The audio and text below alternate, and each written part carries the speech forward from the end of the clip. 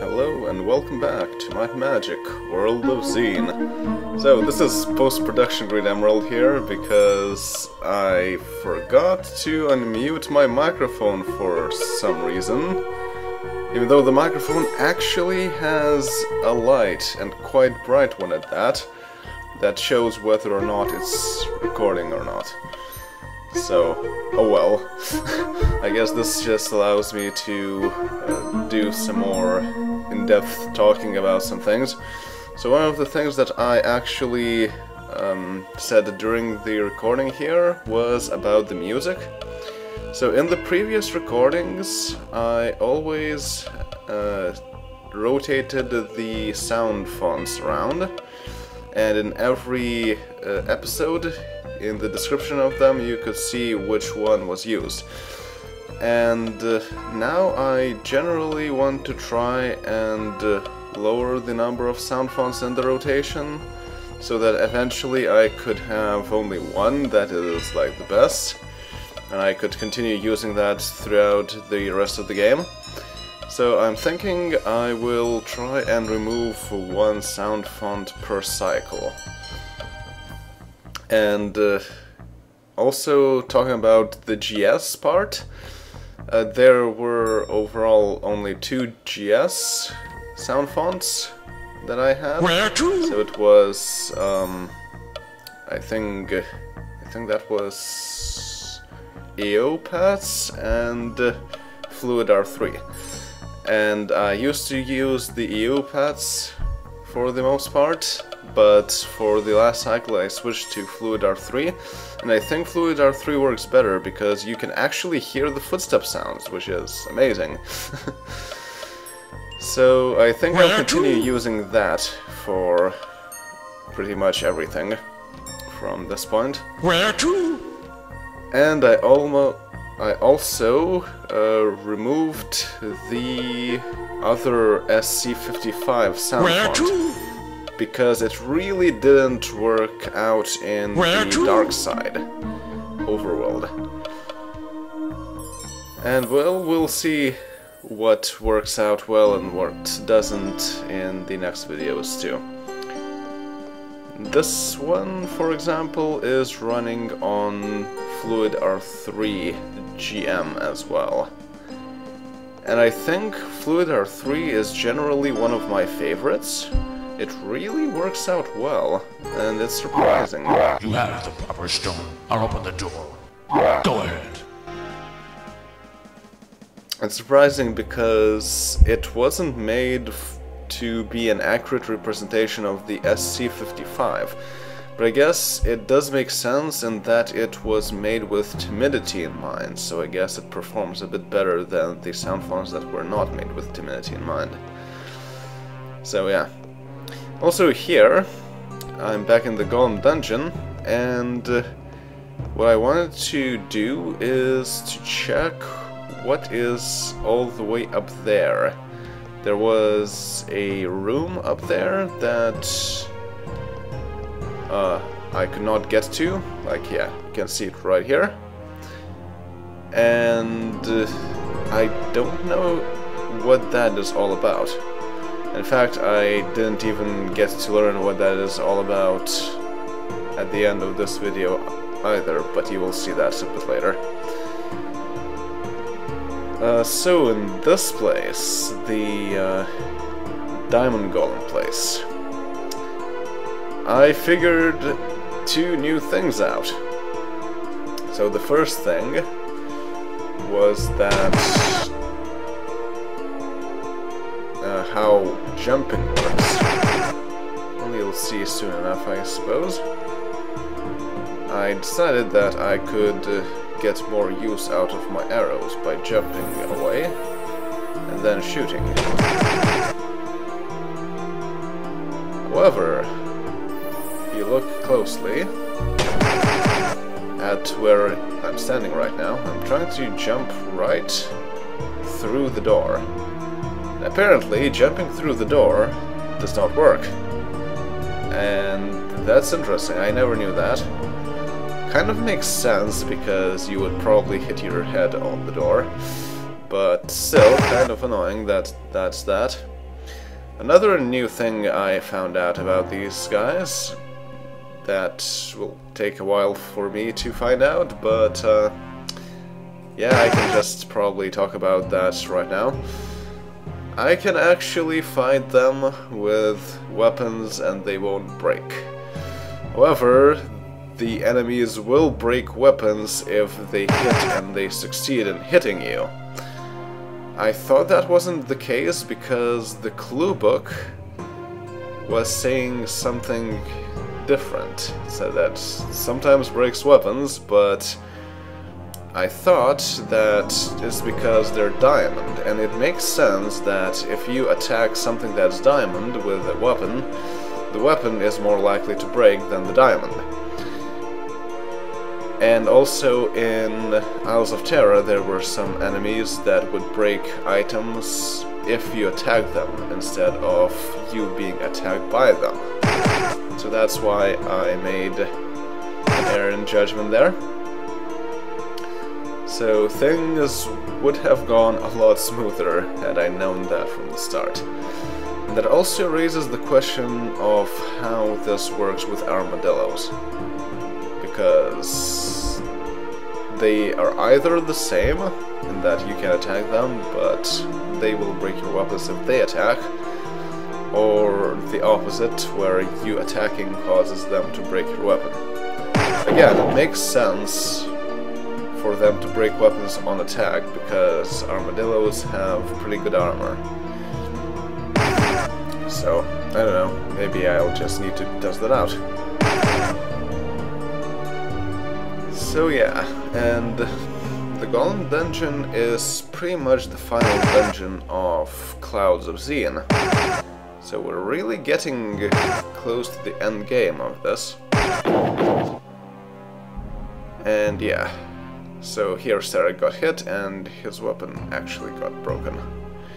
I won't notice that until sometime later. Oh well.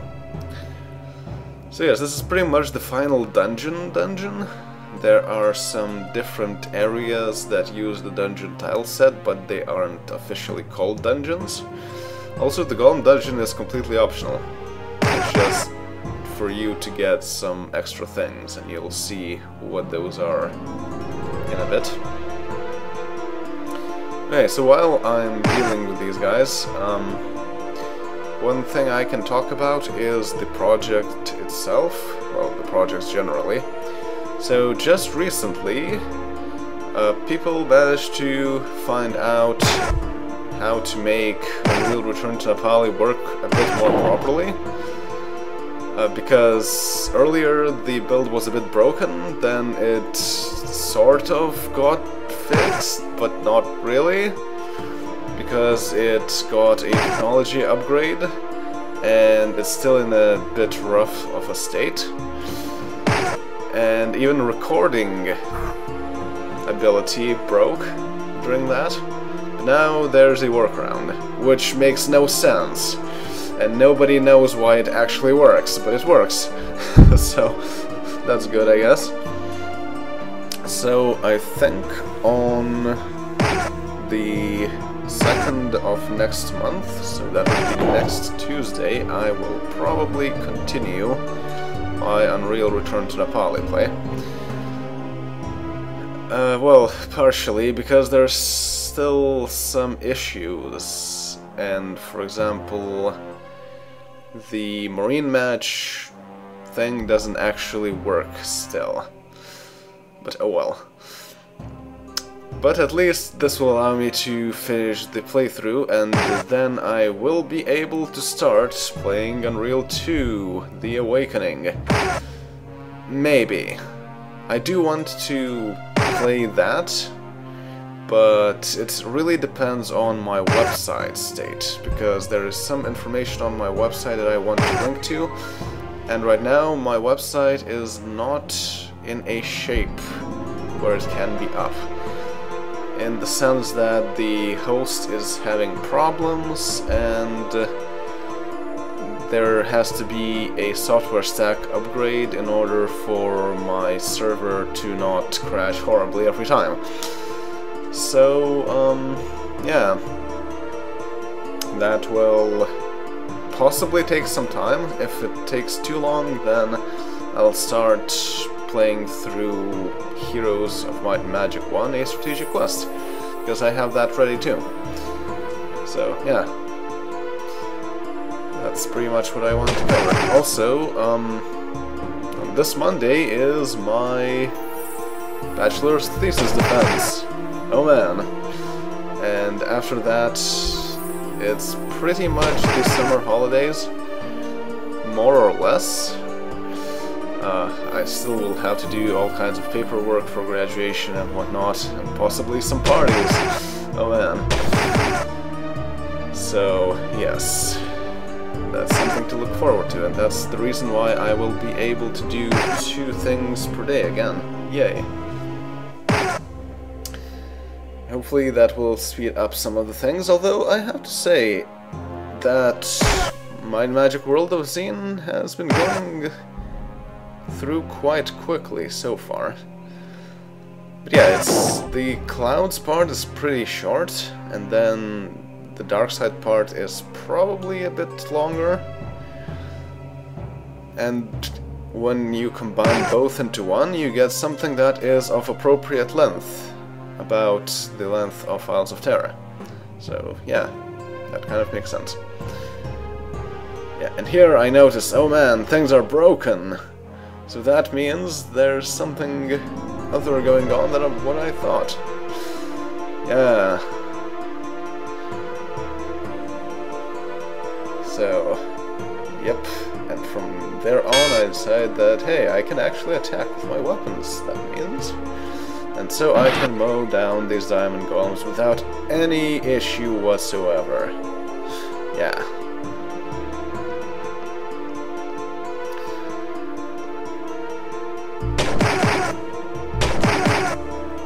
Even if they are in groups of 2.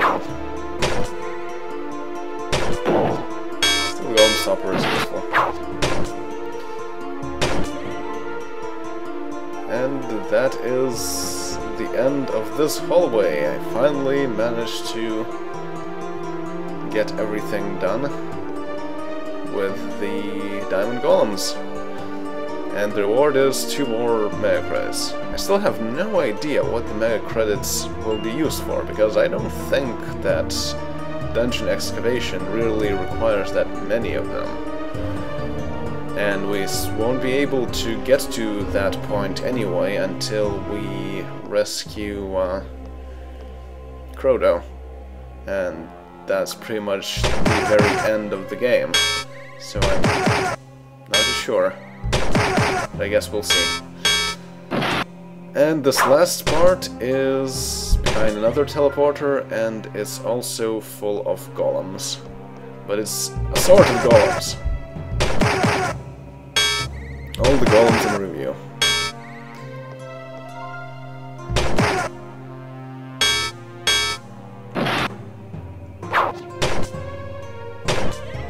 Diamond golems are appropriate because of this chest, which has 3,000 gems. So this will allow us to make some more gem items, emerald and whatnot. So that will be nice.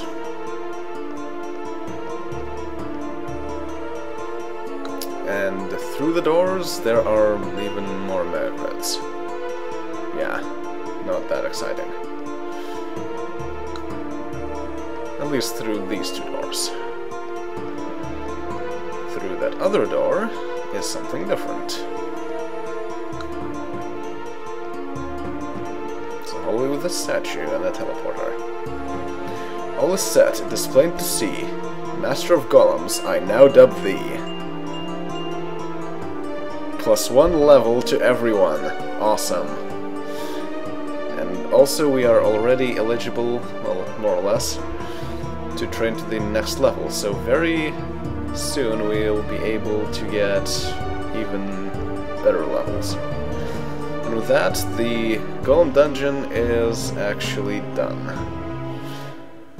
However, I still wanted to figure out what is going on with that strange plus-shaped thing in the iron part here.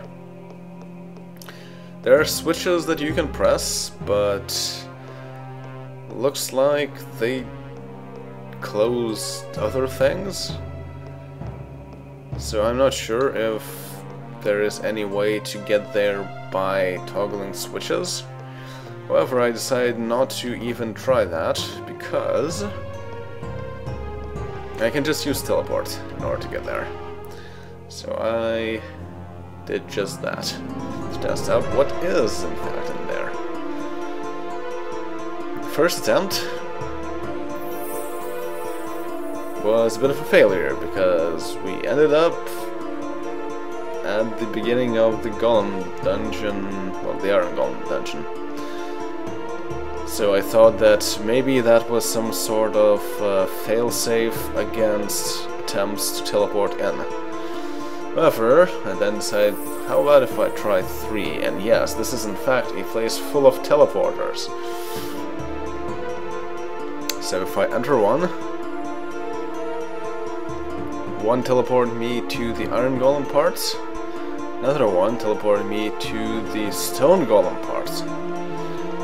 So where would the 2 others bring me to? Wood would be a good choice, and probably diamond as well. But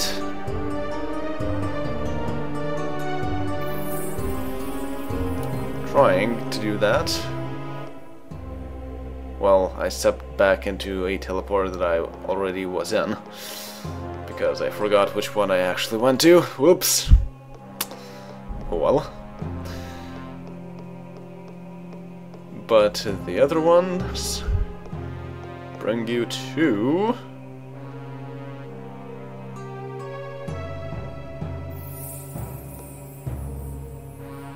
the same dungeon, but another place. Well, the stone golem dungeon. So, oh, and things were out. And I was not in a shape where I could actually cast Day of Sorcery, so I had to cast Light and just toggle the minimap instead. And because Spock only has 10 more things left. And the last one brings you indeed to the wood golem place. So I have no idea what that place is all about and how you're supposed to get to there without teleporting. Oh well. Looks like it's not actually very important then. So that was the final dungeon of this game. And now I decided to go to another place, which the clue book says to only go at the very end of the game. Though it doesn't really tell you why, and according to the clue book itself, the enemies there aren't really anything special. They're much lower difficulty than what we have just faced in the golem dungeon. So, yeah. And I kind of get it now that I have been there, but still, it's kind of strange. Wouldn't say it's really that difficult of a dungeon. So yes, the dungeon is over around Castle Basenji, and we have already tried entering it, but we weren't allowed in. It is one of the Sphinxes. It's officially called the Northern Sphinx, because it's the northern one of the two. The Southern Sphinx we will also visit, but much, much later. Oh yeah, and there's another reason why you should go to the Northern Sphinx later in the game. Even later than now, in fact, because... You may enter, but be warned, none shall leave alive. And that is not true, because you can just turn around and go outside. Also, Lloyd's Beacon exists. And also, looks like we entered through the head. So this is Might and Magic. Sphinx's Inside Story.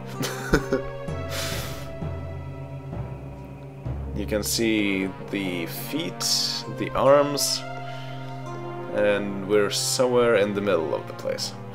So the place has thrones, and it is full of these traps, which don't do any damage, but somehow still cause curse condition. And that's one of the reasons why it's probably not recommended to go here earlier than this. Because, yeah, curses are pretty bad. And things get even worse, because there are more cursed things. So yeah, there are two thrones. There's a queen's throne and a king's throne. The point of these is that one should only sit at a throne if the throne is appropriate for them. And yet, nobody in our party is a king or a queen. So there was no reason for anyone to sit there, but Thieves' Throne, on the other hand, you are awarded the title Prince of Thieves. 500,000 experience. So Scotty has just become even more higher level than everyone else. Good job. Well, or will become that once we go around to training. And yes, the Prince of Thieves is in fact in the awards. There it is. Yeah, we got both Master of Golems and Prince of Thieves. And I think in the dark side there is something that ties into this. If you are a Prince of Thieves, you can do something in the dark side. I do like all those tie-ins between one and the other, and does make playing World of XEEN as one game pretty nice.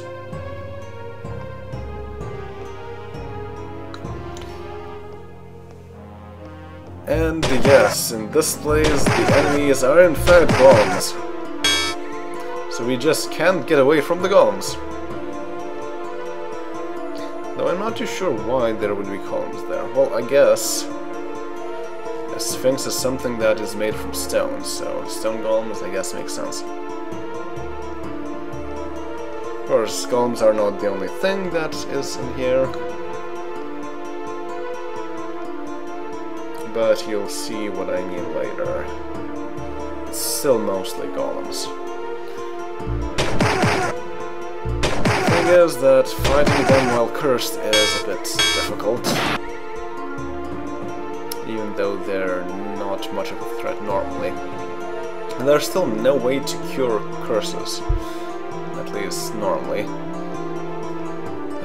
I think Divine Intervention allows you to cure curses. And I think the clue book actually points that out too. But you could also use a Lloyd's Beacon to get through all the curses, or you can just use teleport to walk over the places where you get cursed. Also, there are these things. It's actually Egyptian writing.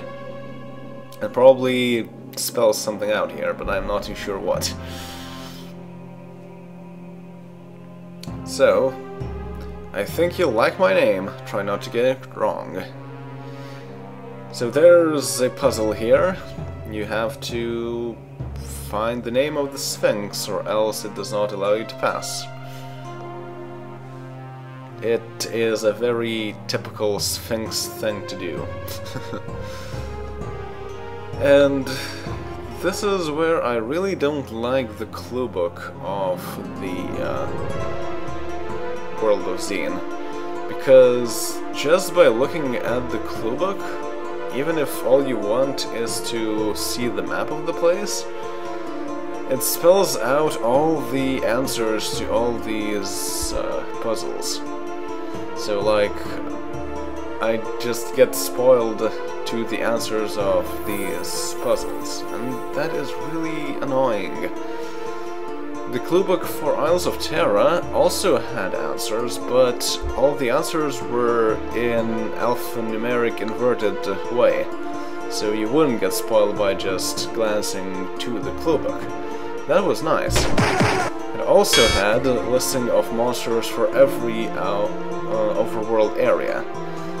And these cluebooks only have listings per 4 overworld areas, not everyone. So, yeah. Alright, and that's a mummy. The description of the mummy says that it's kind of tough, but it only has like 90 hit points, which is like nothing. So, yeah, it doesn't also give you much experience either. So these are even less of a threat than the stone golems. But they do disease if they ever manage to hit you, which they don't, because of all the protections. And the sarcophagi that are closed require strength. Strength that we don't even have, and yet Kirk at this point has 90 strength. So yeah, I'm not too sure when I will be qualified to open these, but probably a long time later.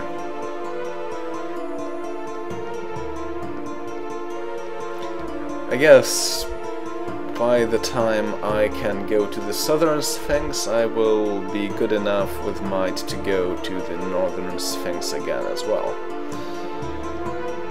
Or maybe it requires only 100 strength, in which case...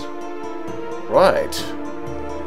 Now that I think about it, that's right, I actually have 2 accessories that boost strength, and it is pretty much exactly for reasons like this. So I could equip it if my strength is not enough.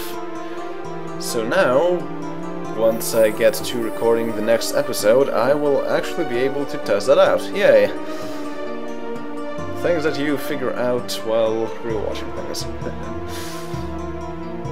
So yes, and now we are in pretty much the tail part of the Sphinx. And there's another clue here. You're looking for my name, it's 5 letters long. It is 5 letters long. And I guess another area that we will soon go to includes some other clues, because just with these 2 clues there's no way you could ever figure out what the name is, so yeah. And there's nothing aside from sarcophagi in most of these side areas. There's nothing here, even though there seem to be clothes there. So it's strange.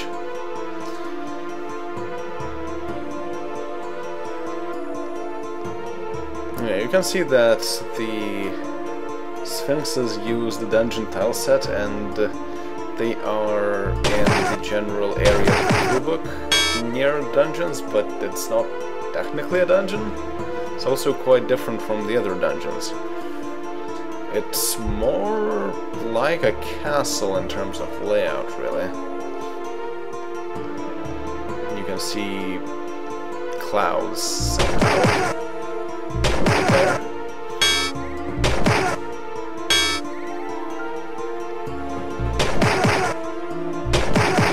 And this is a multi-level Sphinx. So while there's this level that is like the ground floor, there's also this. It's stairs going down, which leads to the Sphinx dungeon, which is a whole underground area, which is really dungeony. And there are also stairs leading up. But yes, that's pretty much all for this episode. And Lloyd's Beacon right back out of here, and I'll be able to avoid getting cursed by teleporting through. So yes, that was all that I wanted to say here, and I will see you all in the next episode, where I don't forget to unmute my microphone. See you all then. Later.